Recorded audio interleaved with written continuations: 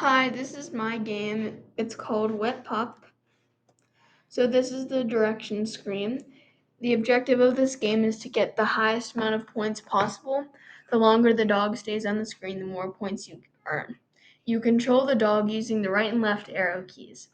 Now there are 3 different types of bones: regular bones, brown bones, and then sprinkler bones. If you jump on a sprinkler bone, a picture of a dog will appear and you will lose. Now, if you jump on a brown bone, some of those bones are going to be rotten, meaning that you will fall through them, and some of them are not, meaning that they're stable.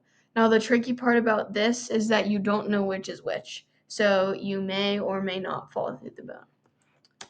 So this is what it looks like. You can see in the bottom right-hand corner, there's a score. And now these are the 2 different types of bones, or brown bones. So the one at the top there was a good bone and I was able to jump on it, and then the bottom one was a bad bone. Now, if I were to jump on a sprinkler bone, this would happen. It would just be an image of a wet dog, and it says your score, your high score, and it just says you got wet pupped. Now, it is also important to note that you can go in and out of the screen just like that.